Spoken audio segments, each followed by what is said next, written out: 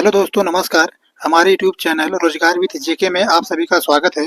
आज हम भारतीय संविधान की प्रस्तावना से संबंधित टॉप 60 क्वेश्चन करेंगे और मैं आप सभी को विश्वास दिलाता हूं कि आप जिस भी एग्जाम में बैठेंगे, संविधान की प्रस्तावना से संबंधित एक भी प्रश्न बाहर नहीं जाएगा। दोस्तों, आज का पहला प्रश्न है, भारतीय संविधान कब अंगीकार किया गया था? तो एक का सही उत्तर है ऑप्शन सी, 26 नवंबर 1949 को। आपका अगला सवाल है, संविधान की प्रस्तावना में प्रयुक्त शब्द सेक्युलर का क्या अर्थ है? तो दो का सही उत्तर है ऑप्शन ए, सभी नागरिकों को धर्म एवं उपासना की स्वतंत्रता। आपका अगला सवाल है, संविधान की प्रस्तावना में भारत को कहा गया है?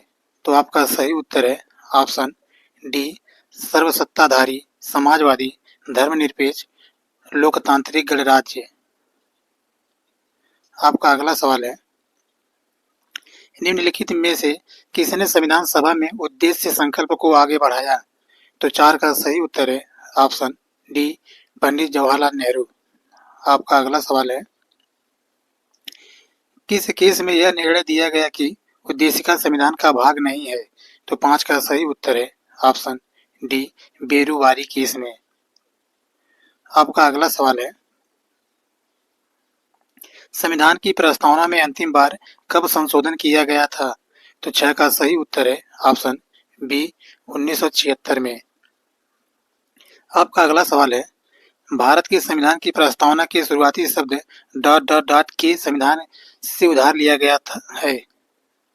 तो सात का सही उत्तर है ऑप्शन बी, संयुक्त राज्य अमेरिका। आपका अगला सवाल है, हमारी प्रस्तावना में निम्नलिखित में से कौन से शब्द का अर्थ यह है कि व्यवहार में हम एक ही परिवार के सदस्य हैं? तो आठ का सही उत्तर है ऑप्शन सी, बंधुत्व। आपका अगला सवाल है, भारत के संविधान के निर्माणकर्ताओं का मत निम्नलिखित में से किसमें प्रतिबंधित होता है? नौ का सही उत्तर है ऑप्शन ए, उद्देशिका में। आपका अगला सवाल है, संविधान की प्रस्तावना का विधिक स्वरूप क्या है? 10 का सही उत्तर है ऑप्शन ए, यह लागू नहीं किया जा सकता है।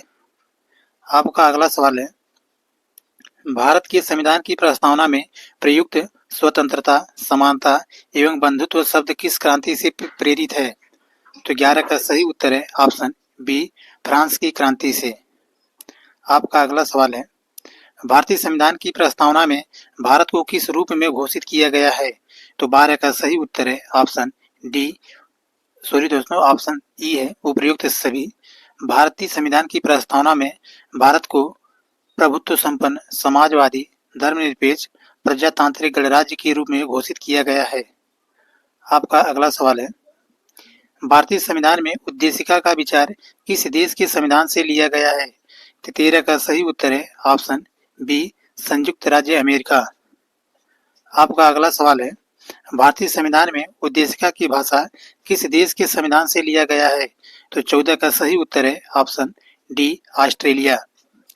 आपका अगला सवाल है, हम भारत के लोग शब्दों का प्रयोग भारतीय संविधान में कहां से लिया गया है? तो 15 का सही उत्तर है ऑप्शन डी, संविधान की प्रस्तावना से। आपका अगला सवाल है, भारतीय संविधान की उद्देशिका में संशोधन किस संशोधन अधिनियम में किए गए थे? तो 16 का सही उत्तर है ऑप्शन ए, 42वां संविधान संशोधन 1976। आपका अगला सवाल है, संविधान की उद्देशिका में अब तक कितनी बार संशोधन किया गया है? तो 17 का सही उत्तर है ऑप्शन डी, केवल एक बार। आपका अगला सवाल है, किसने प्रस्तावना को संविधान की आत्मा कहा है? तो 18 का सही उत्तर है ऑप्शन सी, ठाकुर दास भार्गव ने। आपका अगला सवाल है, किसने प्रस्तावना को पहचान पत्र कहा है? 19 का सही उत्तर है ऑप्शन ए, ENA पालखीवाला ने प्रस्तावना को पहचान पत्र कहा है। तो आपका अगला सवाल है, किसने प्रस्तावना को संविधान की जन्म कुंडली कहा है?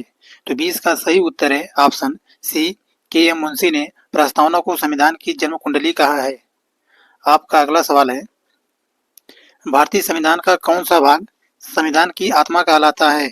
21 का सही उत्तर है ऑप्शन सी, उद्देशिका और प्रस्तावना भारतीय संविधान का आत्मा कहलाता है। आपका अगला सवाल है, कौन सा संविधान संशोधन लघु संविधान या मिनी संविधान माना जाता है? तो 22 का सही उत्तर है ऑप्शन सी 42वां संविधान संशोधन 1976 को। आपका अगला सवाल है, संविधान सभा में जवाहरलाल नेहरू द्वारा उद्देश्य प्रस्ताव कब प्रस्तुत किया गया था? तो 23 का सही उत्तर है ऑप्शन बी 13 दिसंबर 1946 को। आपका अगला सवाल है, भारत में लौकिक सार्वभौमिकता है क्योंकि संविधान की प्रस्तावना आरंभ होती है। तो 24 का सही उत्तर है ऑप्शन डी हम भारत के लोग शब्दों से। आपका अगला सवाल है, संविधान की प्रस्तावना के अनुसार भारत किस प्रकार का राष्ट्र है? तो 25 का सही उत्तर है ऑप्शन ए धर्मनिरपेक्ष राष्ट्र है। आपका अगला सवाल है, भारतीय संविधान की प्रस्तावना में लिखित हम भारत के लोग we the people of India से क्या अर्थ निकलता है? तो 26 का सही उत्तर है ऑप्शन बी संविधान का निर्माण भारत की जनता द्वारा हुआ है। आपका अगला सवाल है, संविधान सभा में उद्देश्य प्रस्ताव निम्न में से किस एक के द्वारा प्रस्तुत किया गया था? तो 27 का सही उत्तर है ऑप्शन बी पंडित जवाहरलाल नेहरू। आपका अगला सवाल है, भारतीय संविधान की प्रस्तावना संशोधित संस्करण है। तो 28 का सही उत्तर है ऑप्शन सी उद्देश्य प्रस्ताव का। आपका अगला सवाल है, भारत के संविधान की प्रस्तावना किन शब्दों से शुरू होती है? तो 29 का सही उत्तर है ऑप्शन बी हम भारत के लोग। आपका अगला सवाल है, भारतीय संविधान की प्रस्तावना में प्रयुक्त न्याय शब्द अभिव्यक्त करता है।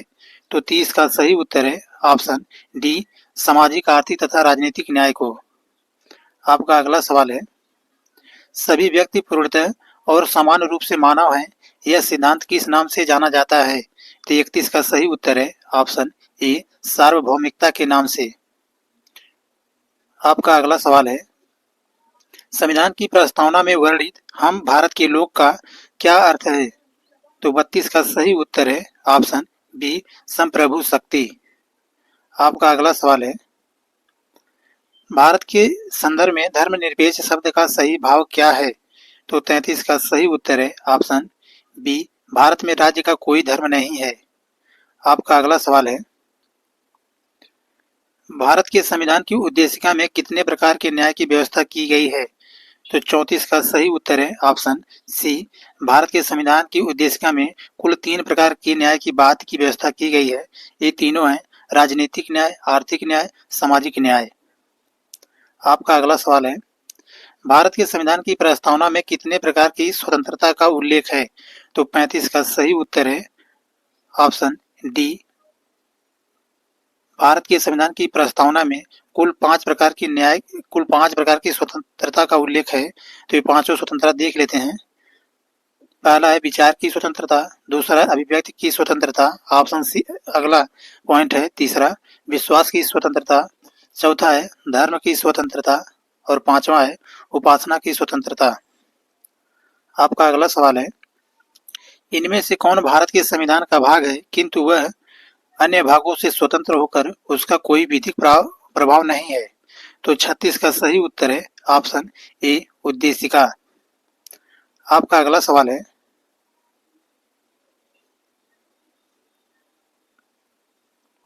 संविधान की प्रस्तावना के अनुसार न केवल उत्पादन न वितरण के सभी साधनों का राष्ट्रीयकरण करना अथवा गरीब व अमीर के मध्य दूरी कम करना यह वाक्य किस शब्द को वर्णित करता है? तो 37 का सही उत्तर है ऑप्शन ए समाजवादी शब्द को। आपका अगला प्रश्न है, प्रस्तावना में भारत को एक संपूर्ण प्रभुत्व संपन्न घोषित किया गया है जिसमें भारत किस प्रकार की सत्ता से पूर्णतः स्वतंत्र है? तो 38 का सही उत्तर है ऑप्शन सी आंतरिक सत्ता से बाह्य सत्ता दोनों से है। आपका अगला सवाल है, भारतीय संविधान के अधिकार के स्रोत कौन है? तो 39 का सही उत्तर है ऑप्शन बी हम भारत के लोग। आपका अगला सवाल है, भारत में धर्मनिरपेक्ष राज्य को कौन वर्णित करता है? तो 40 का सही उत्तर है ऑप्शन सी संविधान की प्रस्तावना।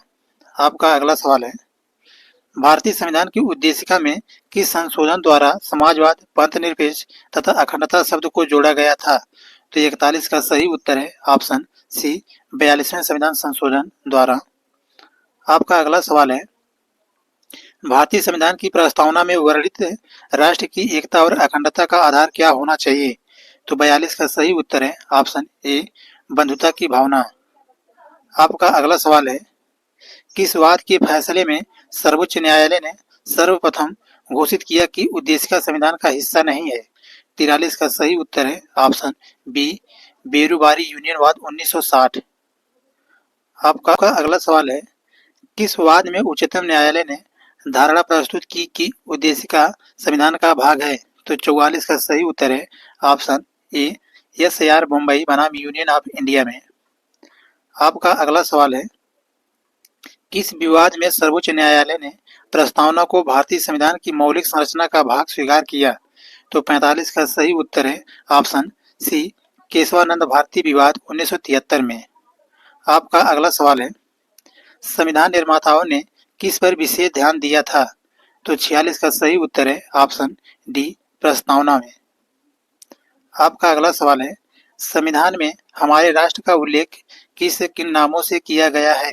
तो 47 का सही उत्तर है ऑप्शन सी, भारत तथा इंडिया। आपका अगला सवाल है, प्रस्तावना का वह प्रावधान जो सभी वयस्क नागरिकों को मतदान का अधिकार प्रदान करता है वह क्या कहलाता है? तो 48 का सही उत्तर है ऑप्शन सी, प्रजातंत्र। आपका अगला सवाल है, भारतीय संविधान की प्रस्तावना के अनुसार भारत के शासन की सर्वोच्च सत्ता किसमें निहित है? 49 का सही उत्तर है ऑप्शन ए, जनता में। आपका अगला सवाल है, भारतीय संविधान के उद्देश्यों, लक्ष्यों, आदर्शों तथा आधारभूत सिद्धांतों का संबंध किससे है? तो 50 का सही उत्तर है ऑप्शन ए, संविधान की प्रस्तावना। आपका अगला सवाल है, भारतीय संविधान की उद्देशिका किसका परिवर्तित रूप है? 51 का सही उत्तर है ऑप्शन डी, नेहरू द्वारा प्रस्तुत उद्देश्य प्रस्ताव का। आपका अगला सवाल है, भारतीय संविधान की प्रस्तावना किसके उद्देश्यों को प्रतिबंधित करती है? तो 52 का सही उत्तर है ऑप्शन सी, संविधान के उद्देश्यों को। भारतीय संविधान की प्रस्तावना संविधान के उद्देश्यों को प्रतिबंधित करती है। आपका अगला सवाल है, लोकतंत्र का तात्पर्य है कि सार्वभौम सत्ता ... के हाथों में होती है। तो 53 का सही उत्तर है ऑप्शन बी, लोग। लोकतंत्र का तात्पर्य है कि सार्वभौम सत्ता लोग के हाथों में होती है। आपका अगला सवाल है, निम्नलिखित में से कौन भारत को धर्मनिरपेक्ष राज्य वर्णित करता है? तो 54 का सही उत्तर है ऑप्शन बी, संविधान की प्रस्तावना। आपका अगला प्रश्न है, भारत के संविधान के उद्देश्यों में से एक के रूप में आर्थिक न्याय का किसमें उपबंध किया गया है? तो 55 का सही उत्तर है ऑप्शन बी, उद्देशिका और राज्य की नीति के निर्देशक तत्व। आपका अगला सवाल है, एक पंथ निरपेक्ष राज्य ... है। तो आपका सही उत्तर है ऑप्शन डी, धर्मों के प्रति तटस्थ रहता है। आपका अगला सवाल है, न्याय में सम्मिलित सभी पक्ष सामाजिक, आर्थिक, राजनैतिक भारतीय संविधान में किस देश से ग्रहण किए गए हैं? तो 57 का सही उत्तर है ऑप्शन बी, रूस से। आपका अगला प्रश्न है, भारतीय संविधान के अंतर्गत भारतीय लोकतंत्र के आदर्शों को हम कहाँ देख सकते हैं? तो 58 का सही उत्तर है ऑप्शन बी। सॉरी दोस्तों, 58 का सही उत्तर है ऑप्शन डी, संविधान की प्रस्तावना में।